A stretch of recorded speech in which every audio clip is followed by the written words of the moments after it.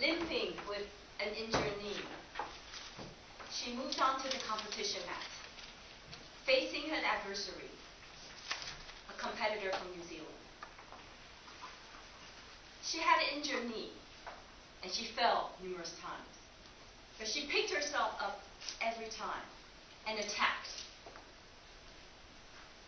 She was able to succeed and move up onto the scoreboard and to the possibility of getting the bronze medal.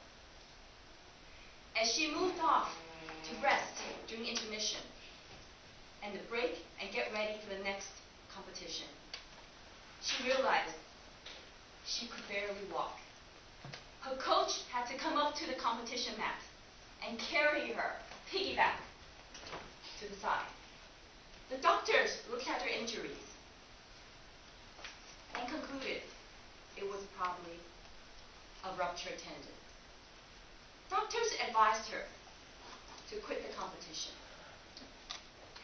But she leaped up and walked in her way to the competition mat.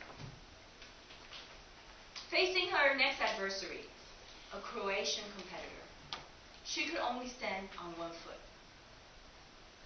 Her adversary saw that she could not use her left knee and decided to attack this knee.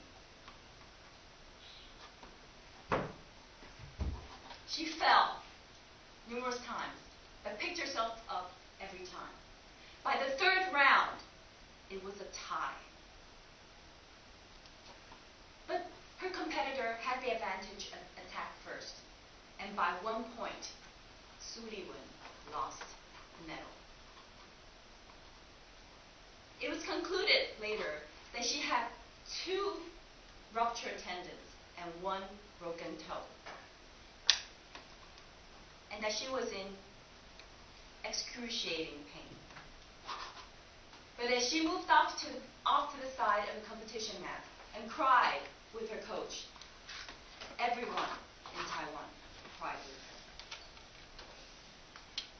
her. The human spirit. What is the human spirit? It's that extra something that allows you to overcome your obstacles through good and bad times. And this is especially relevant to athletes like Suliwan. What do they have? It's a combination of hope, of faith, of resistance, of persistence. That combination that allows them to go that extra step.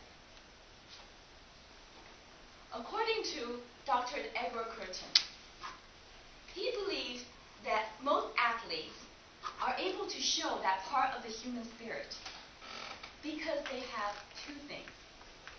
One is a fanatical focus on what they have to do. They have a vision, they have a mission, and they have goals. And they try to conquer those goals one by one. The second thing that they have is persistence. They know that they have to conquer an obstacle, but they do this with no anger, with no bitterness, and only with positivity and optimism.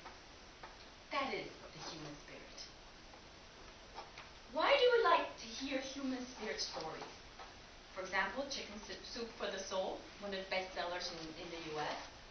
Or in the emails every day. Your friend, your family might have emailed you very inspiring and motivating stories.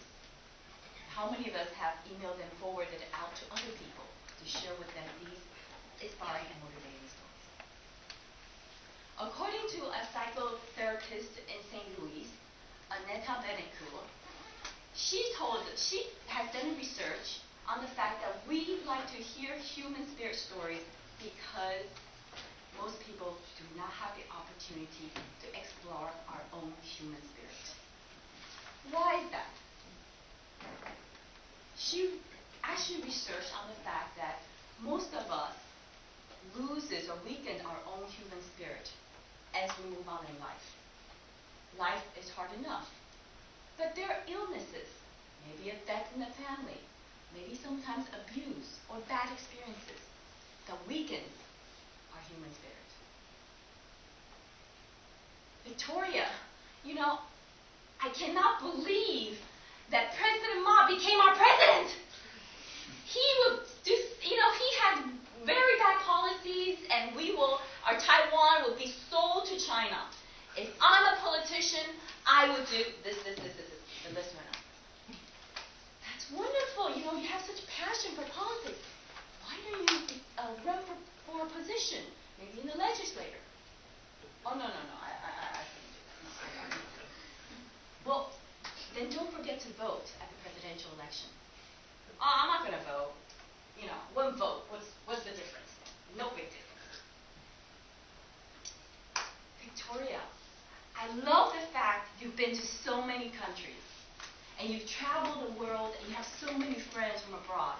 I would love to learn from them, and perhaps to share their stories. That's great! Come with me every month on Thursday to Oriented. That's an organization in which we all meet people from all over the country, all over the world. You can come and meet them and then learn from them. Oh, no. I don't feel comfortable in social situations like that. No, I couldn't. Anyway, that's just a dream. I can't travel as much as you do. No, that wouldn't happen. What do we see here? This is a human being who actually put themselves down before that thing that has actually taken place, has actually happened. Why do we do that? I have a nephew. I call him PA. And he's now 1 year and a half old. Every time when I go home and I ring the bell, I hear the pitter-patter